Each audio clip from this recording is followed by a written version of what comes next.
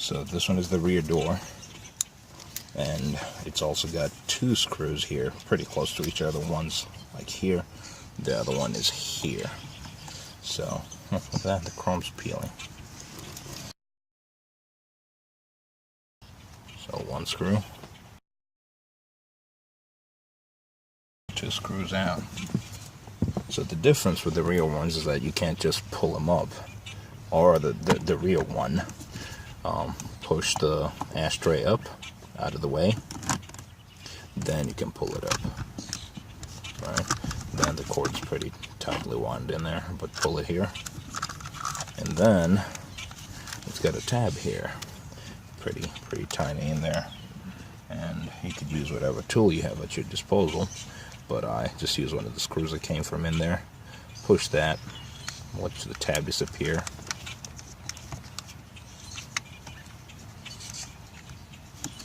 Then pull this backwards.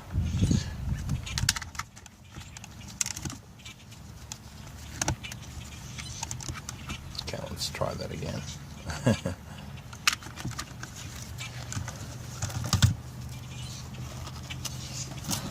It's one of those rare occasions I wish I were born an octopus. Get more hands on this, so pull it back. There you go. So that does it. Okay.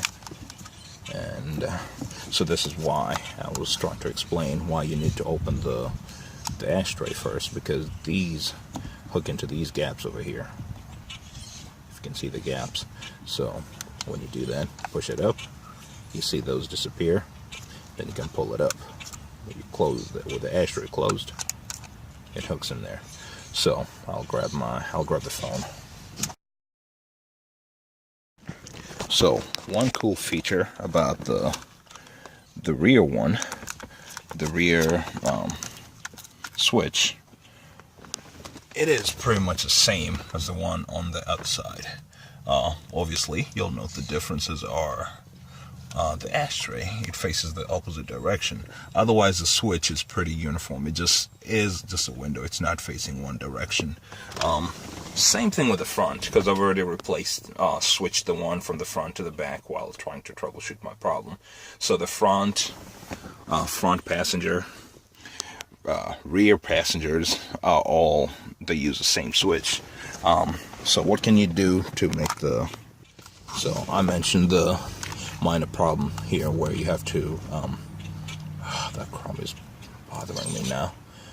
Actually, I'll go ahead and switch it with the other side, so that it kind of disappears against the side of the car and doesn't have to be visible. Remove, how do you make this interchangeable, right? You want it to open from this other side, right? So, thankfully to Jaguar, and I think European cars are made pretty modular, I think. So just grab this, pull it down, well, actually spread it here, and pull it down. Look at that. So this is what it was, right? It had this ashtray opening from this side. Just turn this baby around and push it in, and there you go. It became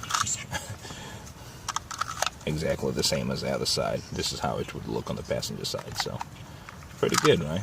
Pretty nice. I think that it's that easy of an implementation. So I'm gonna do that. I'm gonna make the switch. So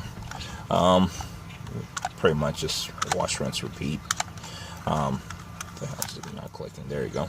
So I'm gonna go ahead and change this for the other side, and then I'll keep recording later.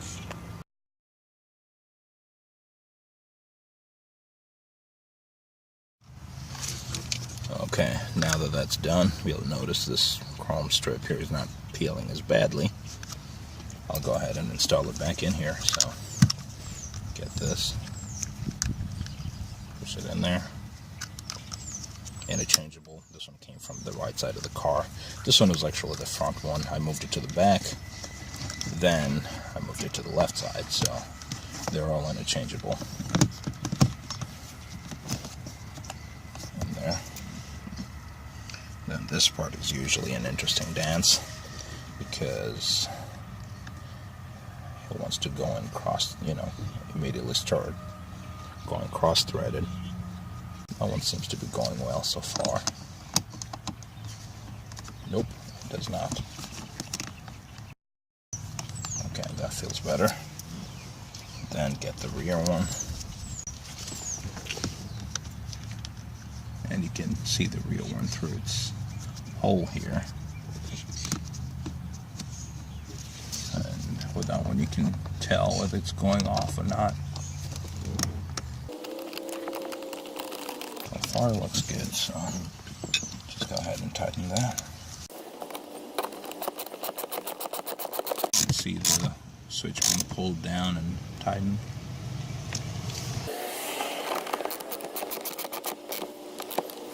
Okay, that should do. And put in your little cubby.